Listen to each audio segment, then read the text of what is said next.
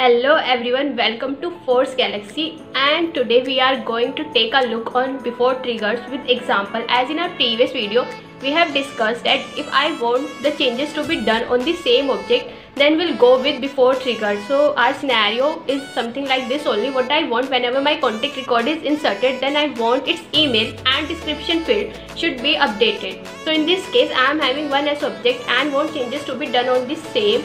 Therefore, we'll go with before trigger. So what we are waiting for, let's go to our screen and have a look. So here I am on my developer console. Now let's create a trigger with name trigger on contact. Now selecting the S object, I want my trigger to be on contact.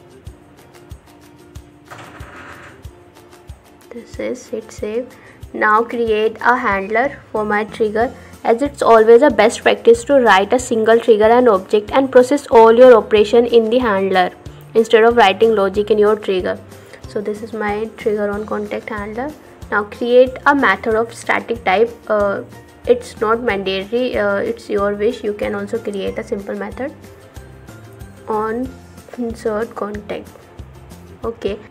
As you can see, I am using the event before insert because I want changes to be done before my record is committed to the database. Now check the condition before executing, before calling my trigger handler method, that my trigger is firing at the time of insert and is before. Then only it should call my method of my handler on insert call. As it's of static type, so I can access it directly. Now as the event is before insert, so at this time I am having value in my trigger.new and trigger.new map. So passing here trigger.new, and this is obtained as a list of contact. As trigger is contact, so it will return the list of contact only. This is the new list of contact.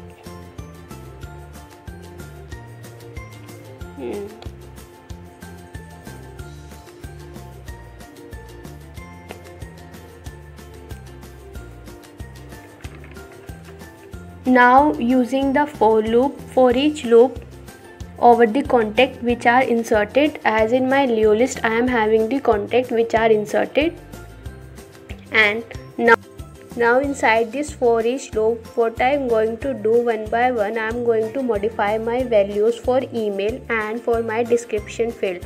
Now in for email, what I want, my first name is the name of my contact plus @forcegalaxy.com.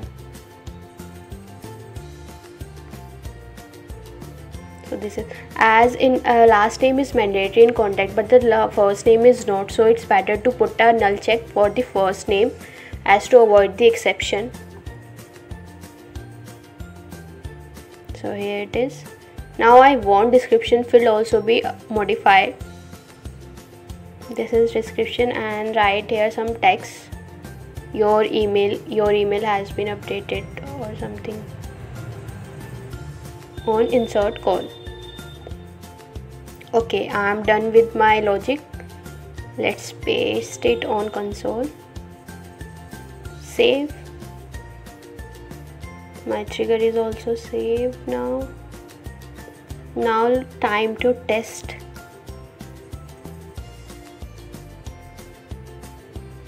Here it's contact.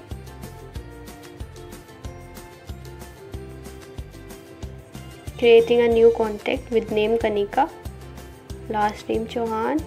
For now I put some rough email, demo@gmail.com, and demo description. Then according to my logic, it should modify my email and my description field.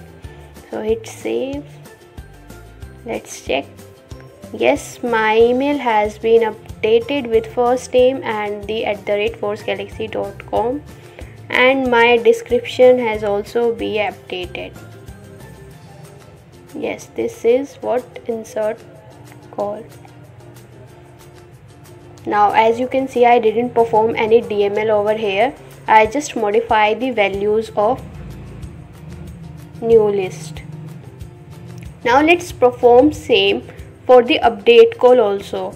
what I want, if I update my record, I want my description field to be updated again. So now at the time of update, as I am having the contact, only the contact record, and want if the record is updated, the changes to be done. So before update will go with before update, because this same SOB check. Now in before update, I am having value in all 4 variables, that is trigger.new, old map, new map, and trigger.old. So getting it here as a map of ID and contact. So this is be named as old map of contact. Now as you can see, my for loop will remain same, but what makes difference is my logic. So what I do, I separate my logic inside my for loop. At the time of before, I am not be having value in my old map, so put the filter, that is the old map is equals to null, then execute the logic which I want to execute at the time of insert call. Now in update call, I am having value in my old map, so putting the value old map equals not equals to null.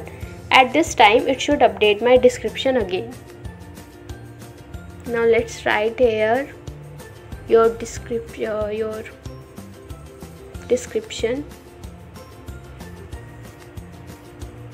filled updated on update call. Let's paste.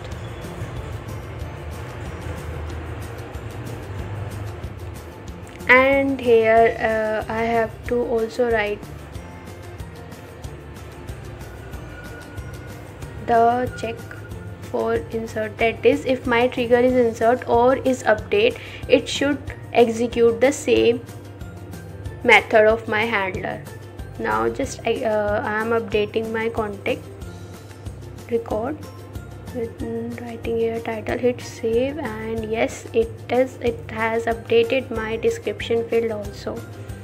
So here is my trigger and here is my handler. As you can see, I didn't perform any DML here, and we can modify the records in trigger without explicitly calling a DML insert or update operation.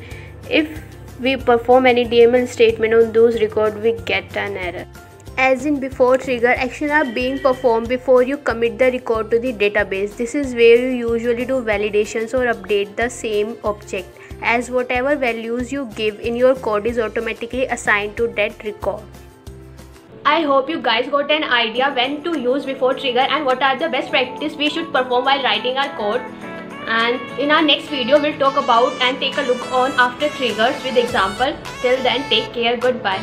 Thank you.